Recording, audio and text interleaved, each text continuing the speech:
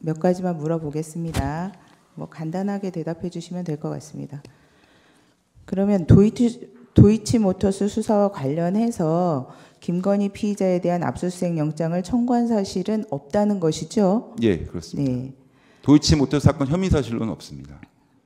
김건희 피의자의 증권 계좌가 한국거래소 등 압수수색 과정에서 확보는 되었다는 것이네요. 한국거래소에서 이상거래 회신을 해올 때 이상거래가 있다고 할 때 누구의 무슨 계좌, 어떤 내역, 누구의 무슨 이렇게 돼 있기 때문에 그 이상거래 연고는 김건희만 있는 건 아니고요. 예. 그 여러 사람들에 대해서 추가로 저희가 구체적으로 계좌 추적을 진행한 겁니다. 아, 한국거래소에서는 정확한 압수수색 영장에 의해서 확보된 계좌는 아니네요. 증권 계좌라는 게. 증권 계좌는 압수수색 영장으로 확보한 겁니다. 계좌 영장으로. 그러면 예. 증권 계좌 이외에 그 뭐 연결 계좌나 증권 계좌가 아닌 계좌에 대해서는 확보되지 않았나요? 저희가 주가 조작 사건과 관련해서는 그 증권 계좌에서 있었던 거래가 이게 현실 거래 주문이냐, 통정 매매냐가 의미가 있었던 것 같고요. 그거에 대한 연결 계좌를 저희가 뭐 자금을 흐름을 따라가는 이런 건 아니었던 것 같습니다. 다만 같은 시기에 말씀드렸다시피 김건희의 다른 여러 은행 계좌는 코바나 컨텐츠 사건으로 계좌를 확보했습니다. 그래서 제가 이 사건 23년 9월에 왔을 때 두 계좌는 코바나 사건과 도이치 사건은 계좌가 통합되어서 엑셀 파일로 분석이 됐었습니다. 이 도이치모터스 사건에서 그러면 피의자 김건희 이외에 다른 피의자들에 대해서도 증권 계좌 이외의 연결 계좌는 추적하지 않았나요? 연결 계좌라는 개념으로 추적한 건 없었고요. 다만 주범인 권오수 등에 대해서는 일반 은행 계좌는 계좌 추적이 있었던 것 같습니다. 네.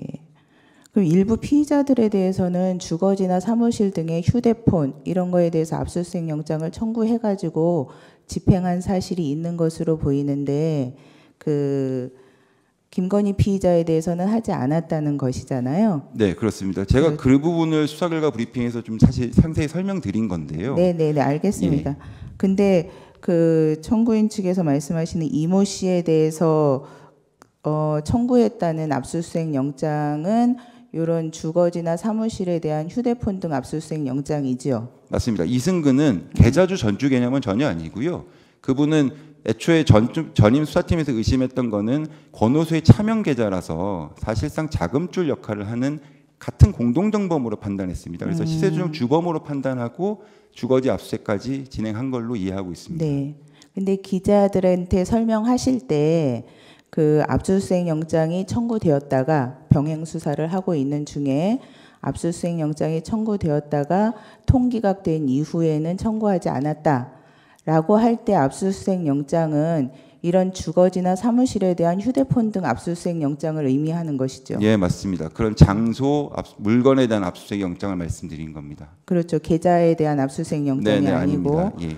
그래서 기자들도 그런 의미에서 압수수색 영장이 청구되었다가 기각되었다라는 취지로 알아들은 것이죠.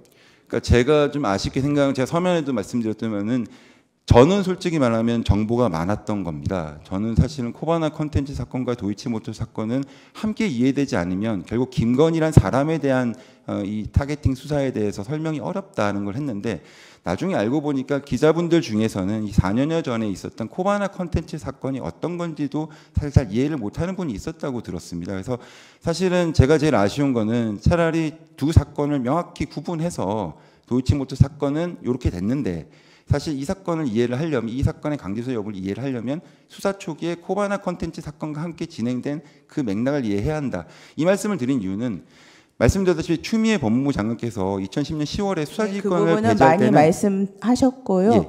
그러면 기자들이 잘못 이해한 것은 어떤 기존의 맥락에 대한 몰이에서 비롯된 것이다. 이렇게 말씀하시는 그러니까 그 건가요? 부분을 제가 좀 더 잘 설명을 드렸으면 어땠을까라는 아쉬움이 있고요. 그리고 사실 저는 솔직히 말씀드리면 저는 제가 그 즉답을 하는 질의응답관에서 즉답을 계속 서서 제가 몇 시간째 하고 있었는데요.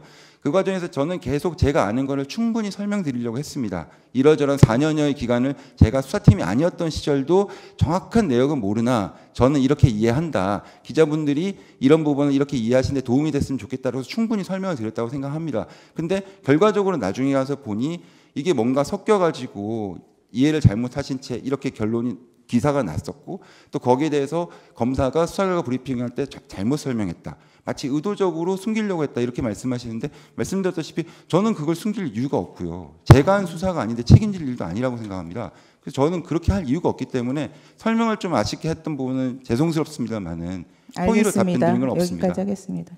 네. 예, 하세요. 애초에 제3의 장소로 소환 조사라고 말씀을 하셨는데 이 부분에 대해서 결제 라인이 피청구인 최재훈 이외에 차장 검사나 검사장도 결제 라인에 있는 겁니까? 당연히 보고 드려야 됩니다. 그거 받고 승인을 받고 그런 식으로 그렇습니다. 진행했다는 그러니까 말씀이시죠? 제가 변호인과 협의하고 그쪽 의견과 저희가 이렇게 할 수 있는지 부분에 대해서 차장 검사, 검사장과 협의 통해 가지고 결정한 내용입니다. 애초에 이제 브리핑 기자회견에서 이 브리핑을 하고 보도 참고 자료를 배포하셨다고 하셨는데 예. 그 부분에 대해서도 차장 검사나 검사장이 관련이 돼 있는 겁니까? 예, 당연히 그 부분도 사전에 수사 결과 브리핑 전에 이런 자료를 보도 참고 자료로 배포하겠습니다라고 말씀드렸습니다. 예. 국회에서 그 이창수 검사장이 그 증언을 했는데 그 부분에 대해서 피청구인 최재훈 같은 경우에는 관여가 돼 있는 부분입니까? 그러니까 답변하시기 전에 저 지금 이 수사 결과 브리핑장이 없으셨기 때문에 그 부분과 관련해 가지고 당시 상황이 어땠는지 이런 질의에 대해서 답변을 어떻게 해야 되는지 이런 부분에 대해서는 저희 팀에도 문의가 있으셨고 사전에 이런 부분에서는 이렇게 답변을 드리는 그런 절차는 있었습니다만은 개별 답변마다 전부 저희가 뭐 알려드린다든지 저희 통해서 답변드리고 이런 건 아니었습니다.